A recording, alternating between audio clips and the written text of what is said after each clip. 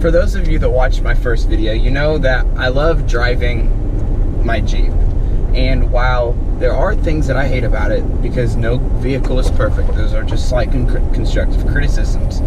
So, I mean, there are plenty of things that I do love about having a Jeep and being able to drive it every day. Those are just things that I wish we could see some improvements on. So with that being said, today's video is going to be everything that I love about driving a Jeep. The first thing is going to be that you know where every gas station is. With this thing being such a gas guzzler and you needing to constantly refuel every day or every other day, depending on your driving habits, you're never going to question where the gas stations are. You're going to know where every gas station is on every road, highway, interstate, in every city or town that you visit. And you'll be sure to know where they are in towns that you may not be familiar with, because you need to make sure that you know where they are when you travel, because you will run out of gas very quickly.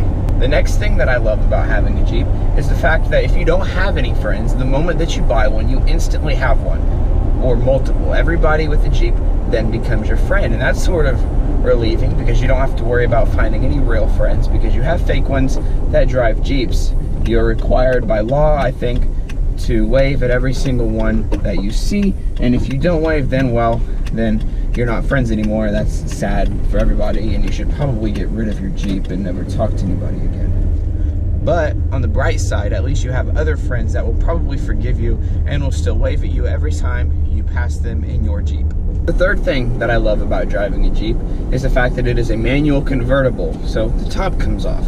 And that's nice for the summer when it's really hot. You can take it off and just feel the breeze blowing through you very violently as you drive down the highway or through the city. It makes you look cool. It's just a nice feature to have. It is a pain in the ass to get off, but once you finally do get it off, you want to make sure that the weather stays nice, because it's just as much of a pain in the ass to put it back on. You can do it when the weather's nice. You can do it when the weather's not so nice to torture anybody that you have in the vehicle with you. Or you cannot, but that's no fun. Before I state the next one, I want to make it known that I do not condone any type of illegal activity or unsafe driving habits, as that is stupid and unsafe for yourself and anybody around you, and you need to always be responsible with your actions and with your driving. With that being said, you could probably legally drive drunk in a Jeep, because any officer that sees you swerving on any roads is going to know that you are in fact not intoxicated, but rather you are just driving a Jeep trying to avoid potholes, and the wind is probably blowing you all around the road, so you're just trying to regain control. So they're not going to think anything unnatural is happening.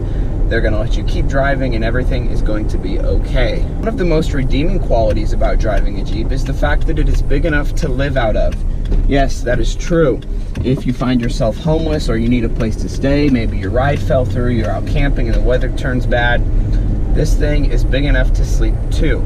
You can fold the seats down in the back in a 60-40 position. Most Jeeps are going to have their windows tinted, so you'll be sheltered from any peepers or any sun or any bad weather.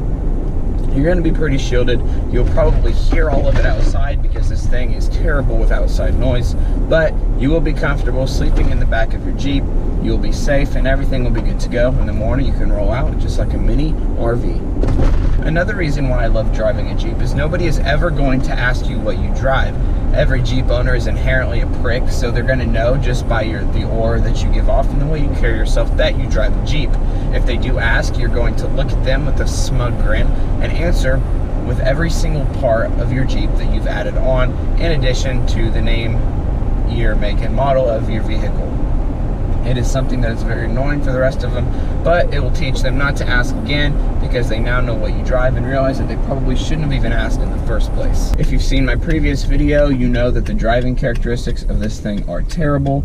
They suck. There is nothing really fun about driving a Jeep, but one thing that I do love about the driving is the visibility. There's a very large rectangular windshield in front of you, along with two pretty large windows to either side of you. You have great visibility out of the back, looking off to either side. The three windows down either side pretty much eliminate every blind spot. So that is one thing that I do love about the Jeep, is even though it is so big and clunky to drive, the visibility is spot on. Another factor that I love about the Jeep that most people will probably agree on is that the air conditioning and the heat work extremely well. They probably work a little bit too well. It's an area that they have to make up for, because with the top coming off and everything, you might get some leakage with hot air or cool air, so you need to make it up with the unit inside.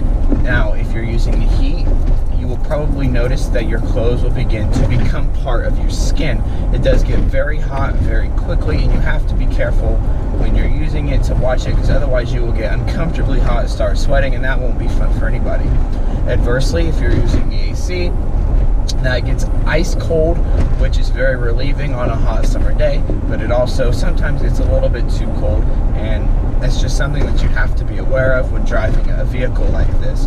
Obviously, you can use the top and the windows to kind of mitigate that heat and air conditioning, but it is a nice feature to have, as most cars have systems that aren't nearly as well equipped as the Jeeps. The last reason that I love driving a Jeep, and why I've loved it for the past year and a half, is the lack of options that they give you when purchasing one. There are 3 different trim levels for a Jeep, with the Sport, Sahara, and Rubicon.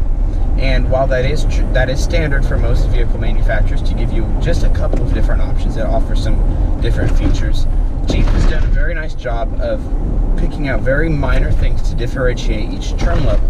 So you know that no matter which one you get, you're getting pretty much the same package, maybe minus some minor exterior detail, or maybe just a slight interior upgrade. So you know that you're not going to be missing much whenever you pick that base model. You're still going to be driving a Jeep, and it's going to have pretty much the same handling characteristics and all of the same main functions that you're looking for. It takes a lot of pressure off of the buyer, and it's just an overall more pleasant experience because you don't have to sit factoring in cost over benefit and what'll be gain or loss depending on which package you choose.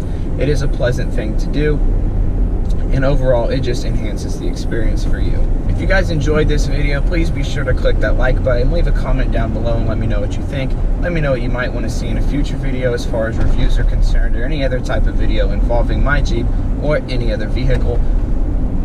If you haven't already, please click that subscribe button. But just like always, I'll see you guys next time. So strong.